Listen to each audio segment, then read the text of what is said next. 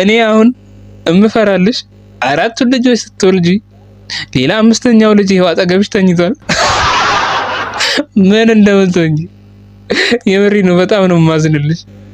5 ልጆች ማሳደግ ሀይሚዬ ላንቺ በጣም ነው የሚከብድሽ። የምሬ ነው ብለሽ አትችኝ እንዴ ስላንሳ እንደዚህ ያላነሳም ቤተሰብ እንዴት ላንሳ አለች። እንደዚህ በሁለት እጄ አላነሳች። ወይኔ እኔን አቅም ይንሳኝ። የኛ የወዳጆችሽ የኦዲየንሶችሽ ፍቅር ስላለ ዝም ብለሽ ሞክሪው። እኛ በሀሳብ እናግዝሻለን። አንቺ ብቻ ሞክሪው። በእውነት አይከብድሽም። አንቺ ብቻ ሞክሪው። አይ የምሬን ነው የምልሽ። ላምጣልሽ በገመድ እንደዚህ ይሄ ትከሻውን ይዘን እንደዚህ ወቅቱ።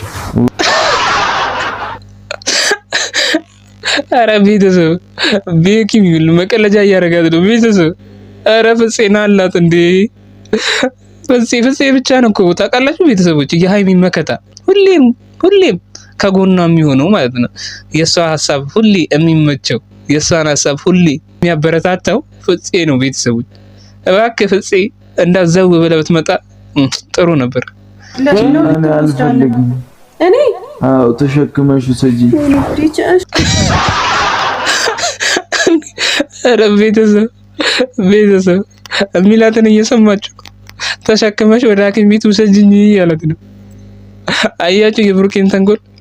መቼም አትችለኝም ብሎ ነው ታውቃላችሁ። እሷም አቅሟን ስለምታውቅ የኛ ቅመም እኔው ተሸክሜ ነው የምሄደው አለች። ቤተሰብ እንደዚህ መከራን ባታበላብን ግን የተሻለ ይሆናል። ብሩኬ ብታድብ ይሻላል። እውነቴን ነው የምልህ። እንደዚህ ገና ሳታገባት እንደዚህ ያሰቃያት ያገባት ነገሮችን በሙሉ ነው የምታከብድባት። በእውነት ነው የምልህ። ካሁኑ የምታገቢውን ሰው በትመርጪ ይሻላል።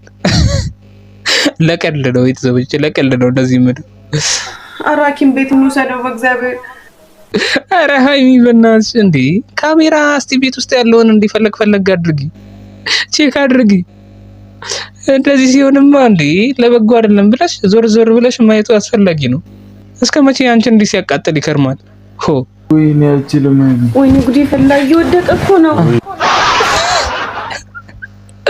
ኧረ ቤተሰብ የሆነ ነገር በሉ ኧረ እባካችሁ እንዴ